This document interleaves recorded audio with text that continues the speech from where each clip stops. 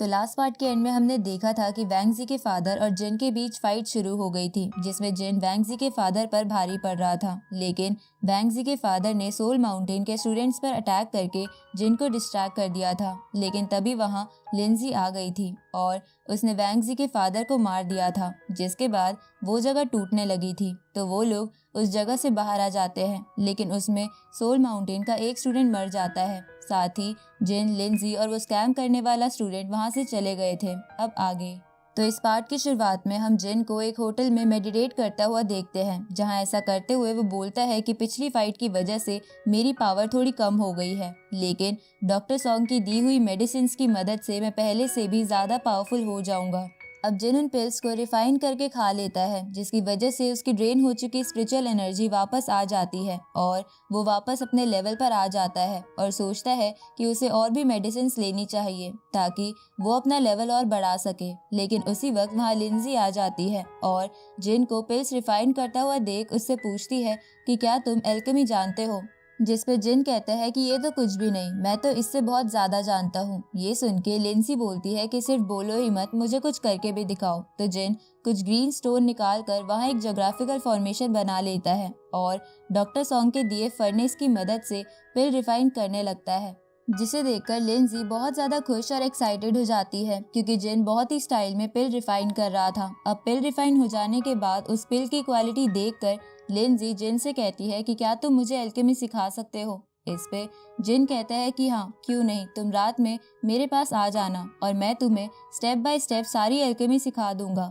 ये सुनकर लिंजी जिन से पूछती है कि रात में क्यों सिखाना है, अभी क्यों नहीं। इस पर जिन बोलता है कि रात के सन्नाटे में मैं अच्छे से कंसंट्रेट कर पाऊंगा और हमें कोई डिस्टर्ब भी नहीं करेगा। ये सुनकर लिंजी समझ जाती है कि जिन क्या कहना चाहता था, इसलिए वो जिन को छेड़ते हुए उसे कहती है कि तुम पक्का रात में मुझे एल्केमी ही सिखाओगे ना, तुम्हारा कोई और प्लान तो नहीं है। इस पर जिन कहता है कि मैं एक मॉन्क हूँ, इसलिए मैं बस तुम्हें एल्केमी ही सिखाना चाहता हूँ, लेकिन अगर तुम चाहो तो हम और कुछ भी सीख सकते हैं। इस पे लिंजी जिन से कहती है कि मैं तुम्हें अपने बारे में एक सीक्रेट बताना चाहती हूँ, पर मुझे पता नहीं कि वो सीक्रेट अच्छा है या बुरा। तो जिन कहता है कि अच्छा और बुरा तो तभी पता चलेगा जब तुम मुझे वो सीक्रेट बताओगी। ये सुन के लिंजी जिन के कान में वो सीक्रेट बताने लगती है, लेकिन उसी वक्त वहाँ वो नकली सोल माउंटेन का स्टूडेंट आ जाता है और पीछे से जिन और लिंजी को इतना करीब देखकर उसे लगता है कि वो दोनों किस कर रहे हैं। उसी वक्त वो दोनों अलग अलग हो जाते हैं और जिन ऐसे प्रिटेंड करने लगता है कि वो लिंजी को कुछ सिखा रहा था,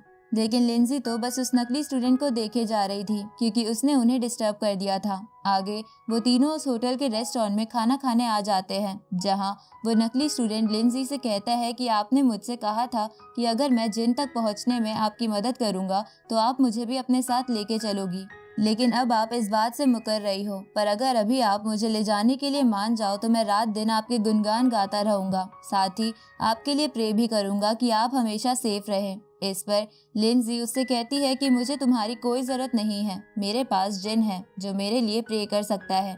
ये सुन के वो नकली स्टूडेंट जिन से कहता है कि आप ही लिंजी को बताइए कि मैंने भी सोल माउंटेन के स्टूडेंट्स को बचाने में मदद की है, इसलिए लिंजी मुझे अपने साथ ले चले। इस पर जिन कहता है कि मैं फ्री में कोई भी काम नहीं करता हूँ।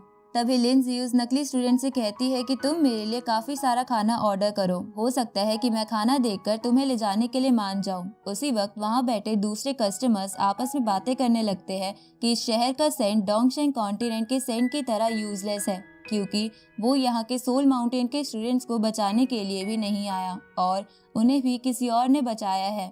तभी उनमें से एक बंदा बोलता है कि डोंगशेंग कॉन्टिनेंट की सेंट तो बहुत ही खूबसूरत है और उसका फिगर भी लाजवाब है, इसलिए एक दिन मैं सेंट लेवल पर पहुंचकर उसे अपनी दासी बनाकर रखूंगा। ये सुनकर वो बाकी लोग हंसने लगते हैं, पर इस बात की वजह से जिन को गुस्सा आ रहा था और वो उन्हें मारने का सोचता है, लेकिन उससे पहले ही लिंजी उस बंदे के मुंह पर ग्लास फेंक कर मारती है जो ये सब बोल रहा था। इसके बाद लिंजी उन बंदों से बोलती है कि तुम्हारी हिम्मत कैसे हुई डोंगशेंग कॉन्टिनेंट की सेंट के बारे में ऐसा बोलने की। ये सुनकर वो बंदा गुस्सा हो जाता है और गाली देते हुए अपने साथी से लिंजी पर अटैक करवा देता है, लेकिन लिंजी बड़े ही आराम से उन सभी को रेस्टोरेंट से बाहर फेंक देती है, जिसकी वजह से वो लोग इंजर्ड हो जाते हैं। पर वो लोग फिर भी नहीं मानते और लिंजी पर अटैक करने की कोशिश करते हैं, लेकिन लिंजी उनके अटैक से बच जाती है और अपनी फैंटम बटरफ्लाई टेक्निक से उन साथियों के हाथ पैर तोड़ देती है। ये देखकर जिन बोलता है कि ये लड़की तो बिल्कुल मेरे टाइप की है।